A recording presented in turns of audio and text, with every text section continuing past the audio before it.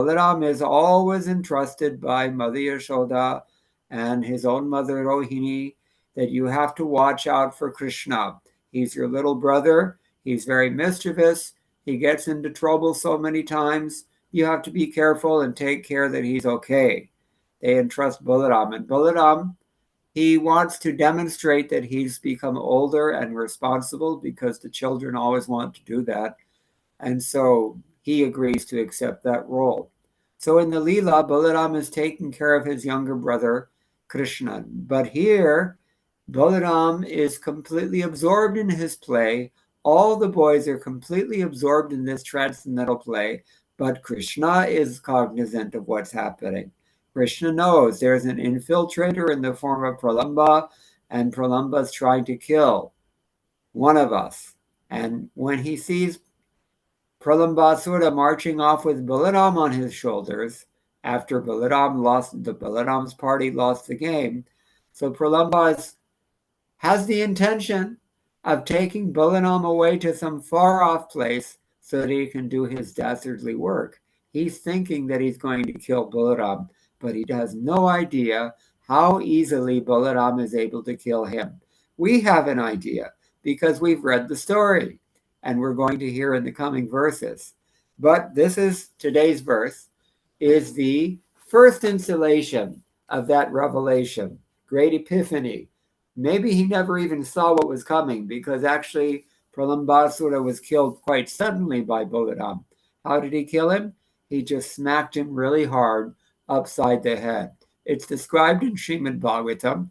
Balaram struck this demon so forcefully that the demon's head simply exploded. Pretty strong. So namaste, Balinam Shreshta, namaste Dharanidhara, Pralambare namastestu, Trahimam Krishna Purvaja. My dear elder brother of Lord Krishna, please deliver me also, just like you protected your younger brother and all of your friends from this rascal Pralamba Asura. So this is what's happening here. And there's a lot of poetry in today's verse. If you haven't noticed yet, the chanda or the meter for this verse, it's very unusual. Usually we have some 12 syllables per line in this kind of chanda. Here we have 13 of them. And it's an odd pattern also. Tam udvahan dharani dharendra gauravam mahasuro vigatarayo nijam papoho sa asthita purata parichhado babhav taridyaman udupivad ivam buddha. As the great demon carried Balaram, the Lord became as heavy as massive Mount Meru. So, Sridhar Swami has given some comments here. He says, Dharani Dharendravar Gauravam Yasya Tam Nijam Asuram Vapurasthitaha and Purata Parichhata Suvarnalankaraha.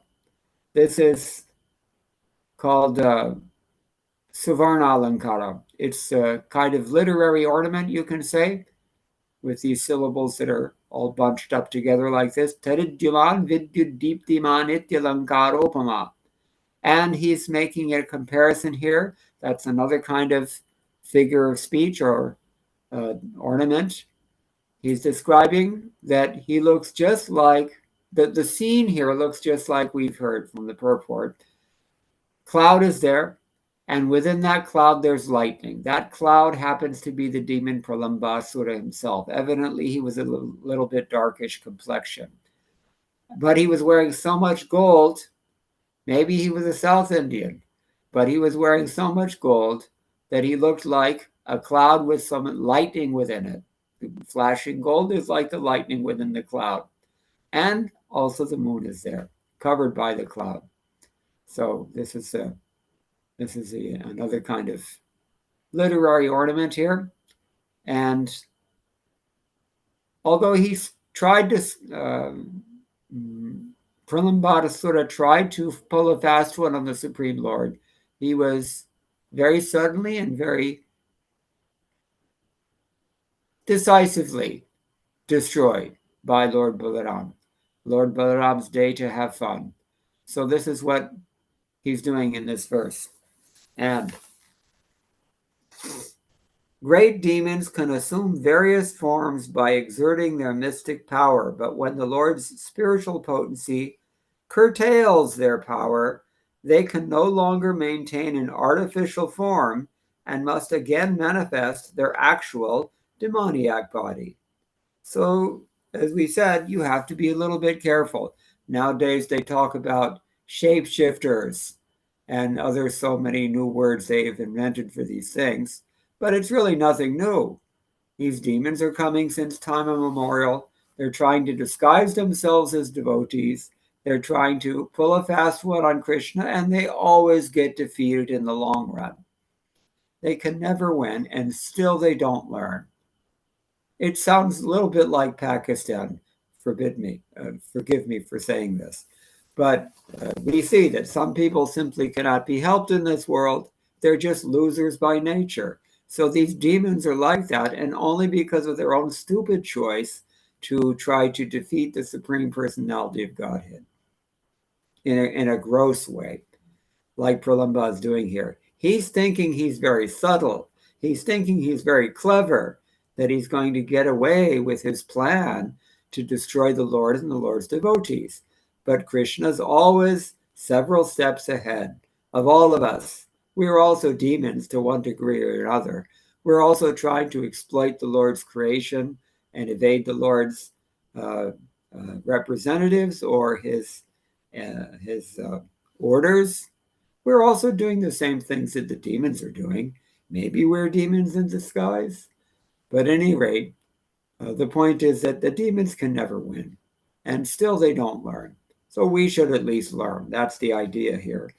So Vishwanath Chakravarti Thakur also, he says, only with great difficulty was Pralamba able to carry Balaram, Udvahan, because Balaram became heavier than Mount Sumeru. Mount Sumeru is the biggest mountain that exists. People are talking about the Himalayas, or they're talking about Mount McKinley, or they're talking about Kilimanjaro, or so many famous mountains in this world. But of all these mountains within this world, Sumeru is the biggest one. And so this is the comparison here.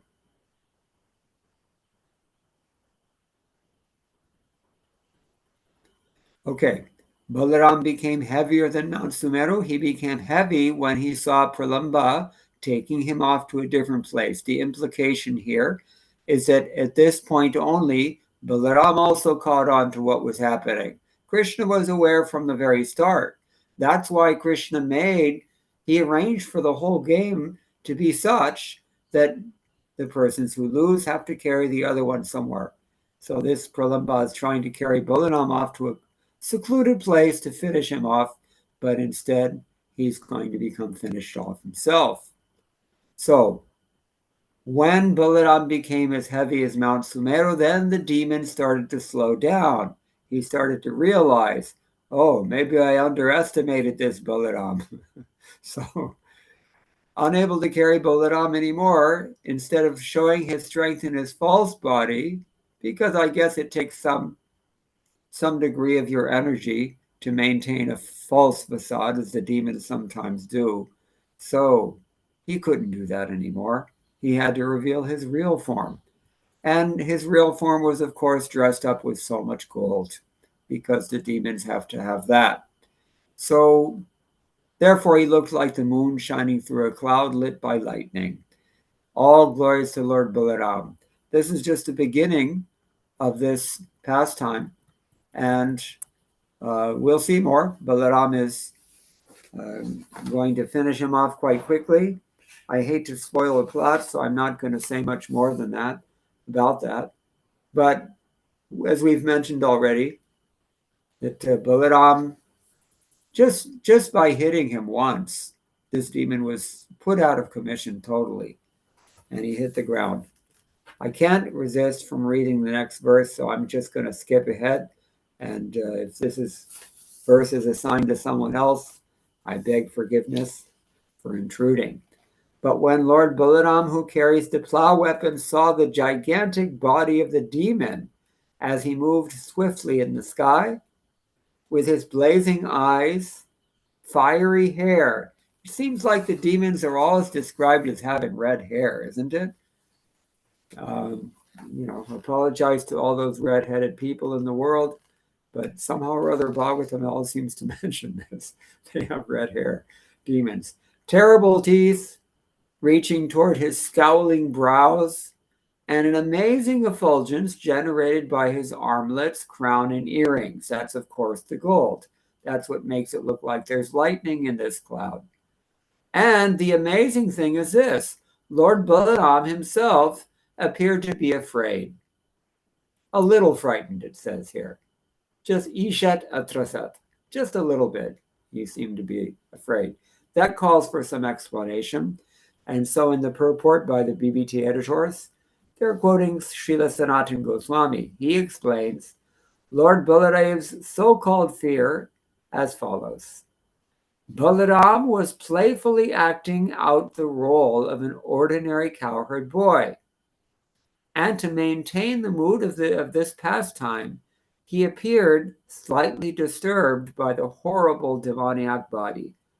Also, because the demon had appeared as a cowherd boyfriend of Krishna's, and because Krishna had accepted him as a friend, Baladev was slightly apprehensive about killing him. Here's where we see another thing that renders Baladev's Sakya Rasa not 100% Sakya. Here he's going in the other direction, more towards servitude, because Balaram is definitely acting as the servant of the Lord.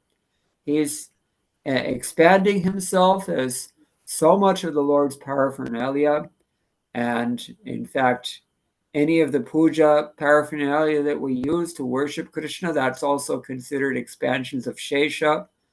I was recently in South India, way at the bottom tip, almost towards Kanyakumari, and there's a famous mountain range there called Agatyamalai, the mountains of Agastya Muni, where the Agastya Muni had his ashram there, and very beautiful mountains. But all the mountains in the world, they're all considered, at least by Sri Vaishnavas, to be expansions of Shesha. Similarly, I was in Tirupati. There are also Sheshadri, Sheshachala. These Tirupati is called, because it's understood that Shesh is all of these mountains. He expands himself like that. So there's some sound of someone making noise. I don't know if everybody's muted or not, but I'm hearing someone's voice other than my own. Maybe you can look into that. But anyway, so when Balaram became heavy, when he saw Pralamba taking him off to a different place, he became very heavy, and Pralamba slowed down. He was unable to maintain his cowherd body. Instead, he revealed himself in his actual demoniac body. So this is going on. All right. So also because the demon had appeared as a cowherd boyfriend of Krishna's, and because Krishna accepted him as a friend, Baladev was slightly apprehensive about killing him. That also is another manifestation of Krishna's servitude. Even though Balaram is the elder brother in the Leela, but he's a little fearful of Krishna.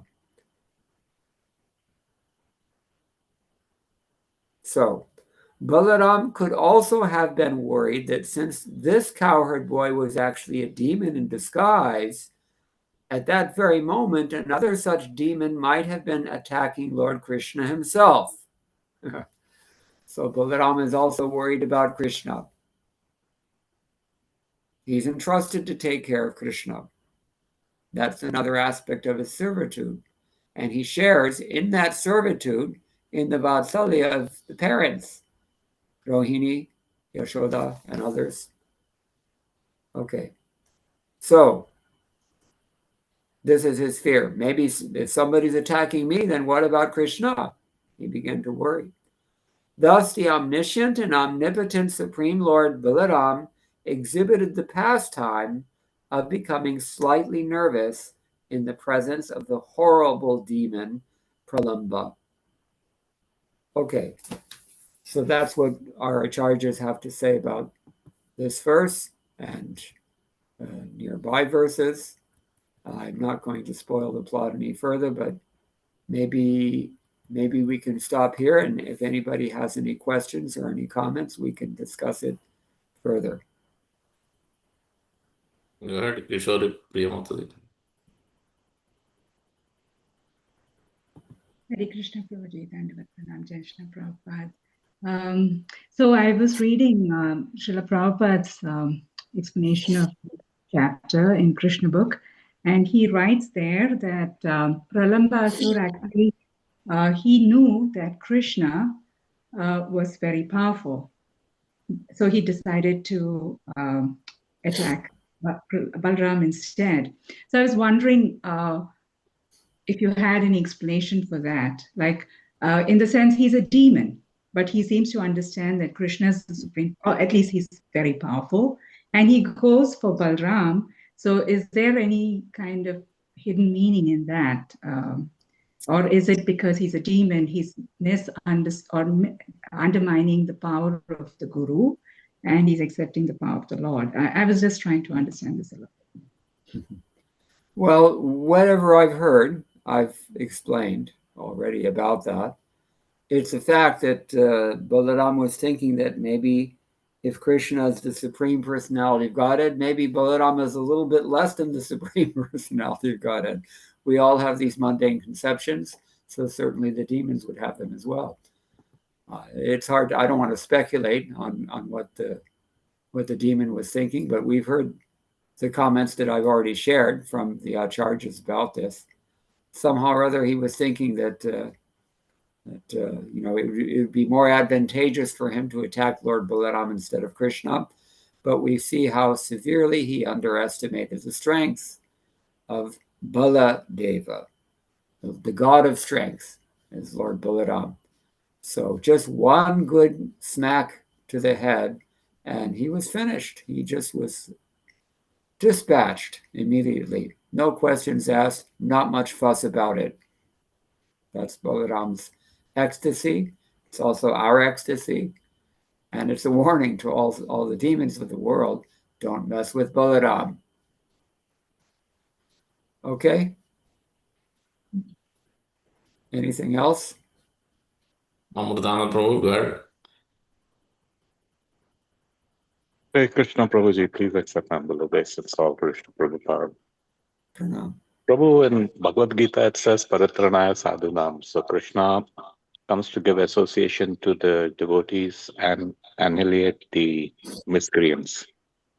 Now, in the spiritual world, the devotees have almost 24/7 association with him, if not physically, at least in their thoughts. So how do we understand, or is it only for the material world this verse is applicable?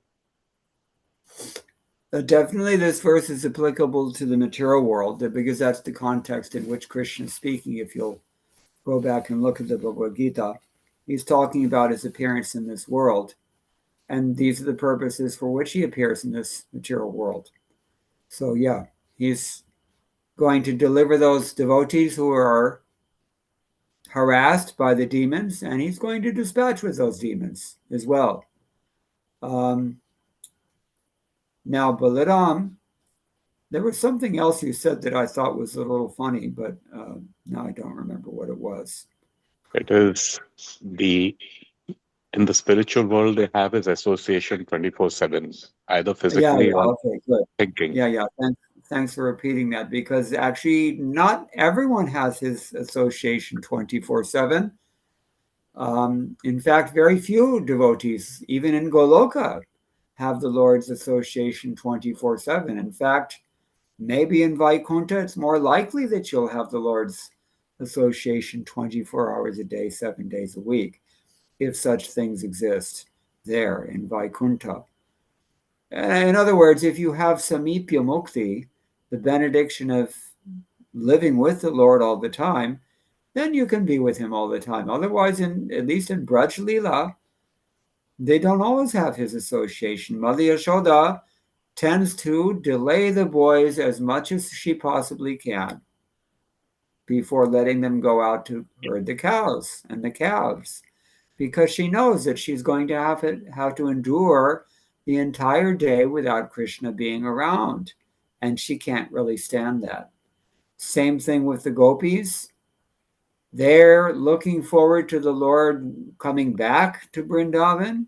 Sometimes, if they're lucky, they can get into Srimati Radharani's party, and through her good graces, they can help at Nandagan, where they cook for Krishna upon Mother Yashoda's order. Otherwise, they have to wait when he's out with the cowherd boys. And the boys also don't get his association all of the time.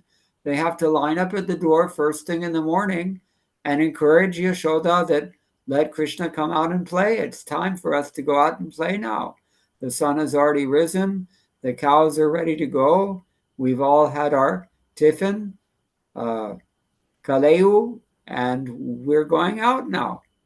But they don't like it at the end of the day, and they try to delay also as much as they can before they're coming back from wherever they've gone to play that day. In Govardhan, sometimes they go to Madhuban, sometimes they go all over the place at Braj, but they don't like to come home.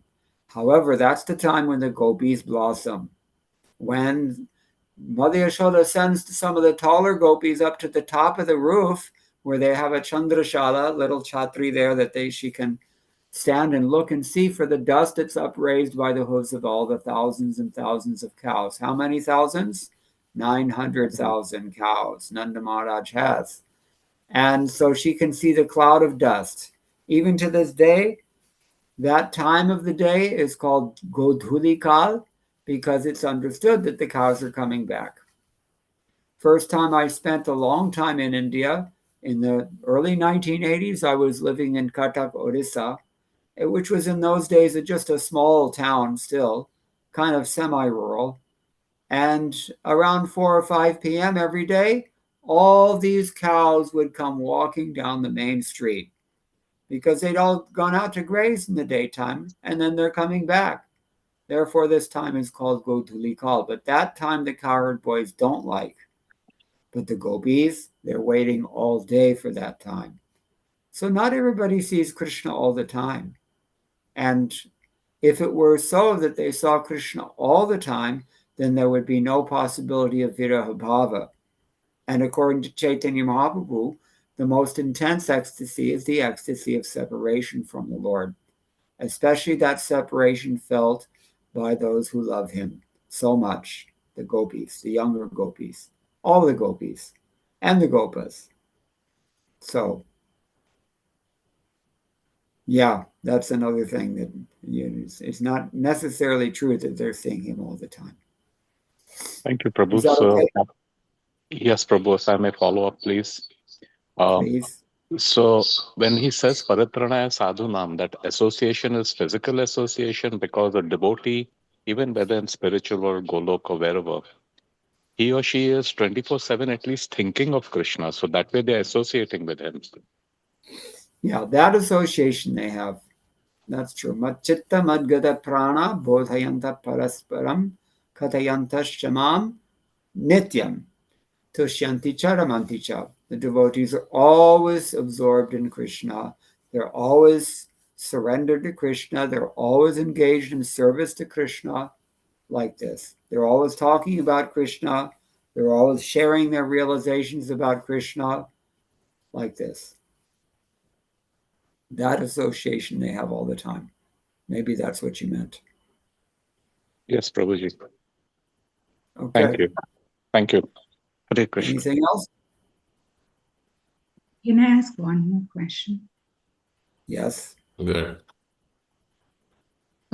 So here, Pralamba Asura has chosen to attack Balram, but he was actually commissioned to kill Krishna. That's what Kamsa deputed him to do. So why did he target Balram at all? Because it doesn't make sense, right?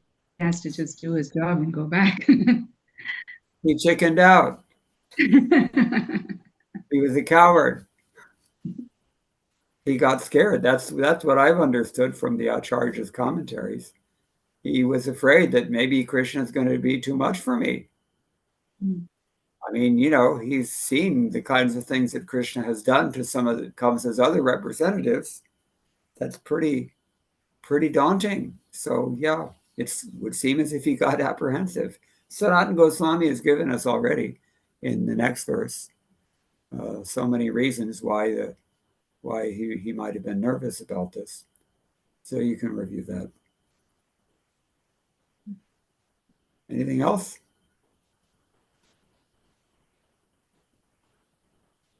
That's it, bro. Thank you very much, Mukunda, bro, for your valuable time Yeah. association. I would be happy to speak longer, but I'm struggling to stay awake due to jet lag. So yeah, if there's no more questions, then maybe we should just adjourn there if you give permission. Yes. Thank you. Okay. Thank you. Thank you very much. All glories to Srila Prabhupada. Vanchakalpatarupishcha kripasindhubhya evasha paritana Vaishnava, Vaishnava. Namo Namo. Grantagoda Vaishnava, Jai Gopal. Thank you, bro. Hare Krishna. Thank you very much for joining. Today evening, please join for Sunday Peace program as usual. And upcoming events, Monday is Raghunandan Thakur. Lord personally came out and ate his laddus. His disappearance day is Monday, July 28th. Upcoming festival, August 4th to 8th is very important days. August 8th is Balram Jayanti, Raksha Bandhan. And August 4th is the Radha Jalan Yatra will start from August 4th and ends on August 8th, 5 days. Then August 16th is Sri Krishna Janmashtami, fasting till noon on Balram Jayanti. August 16th, we have a celebration of 3 days, Friday, Saturday, Sunday, Brahmotsavam. It is interesting. You will see the Krishna Pavitrotsav is also in that same. So it's a festival time, especially Janmashtami, Balram Jayanti. Most of the sampradayas have their various kind of festivals, also time. So August. It is also that week Rupa Goswami's disappearance day, which is also another important thing. Gauridas Pandit, great associate Sri Chaitanya Mahaprabhu. So Siddharth Babaji. So that is Tuesday. Then Friday is Balram Jayanti. So we can brighten our consciousness for Balram Jayanti. Following that, those 5 days. And August 16th is Sri Krishna Janmashtami, apparently Lord Krishna, till midnight, 6 p.m. or 5 p.m. to midnight program at our temple on Saturday. And August 31st is Radhastami. August 17th is Srila Prabhupada's appearance day. And also, so very, very important days. I think following day, I think Ekadasi is also there. I think that's August 19th, I think, yeah. Yeah, 19th is Ekadasi. So, not Janmashtami, naturally. So, those are the upcoming festivals. A lot of services for the Balram Jayanti, Brahmotsavam, and Janmashtami. Please help us send your availability to one of us for cooking, for setup, wrap up, prasadam serving, exhibits, dioramas, so many things we have to do for Janmashtami, especially. That's our biggest festival. Please let us know how you like to serve in any way, shape, or form. You can also sponsor. So various levels of sponsorship. So all the way to the event sponsor. I think and prasadam also. So that day generally, a lot of times we have been cooking till midnight, till 10, 11. Devotees keep coming, which is very important to assisting us in cooking, serving, and also monetarily, groceries, many different ways you can serve. This is the best opportunity. This is the most important festival, Gaur Purnima and Janmashtami. So take it up in your way, in your capacity. Yeah, those are the immediate announcements. I think today evening Kratu Prabhu is giving class, I think. Anyways, please join. Thank you. Also Chandan. Yeah, Chandan Yatra today. We're celebrating Chandan Yatra. So please join, rub your chandan, especially if you're a pujari. So bring fruits, flowers, boga, various items, coconut water, whatnot. You can bring whatever you like to offer for the Lord's pleasure, Prabhupada's pleasure. Please do so. Thank you. Hare Krishna. See you all in the evening. Hare Krishna. Hare Krishna. Hare Krishna. Hare Krishna.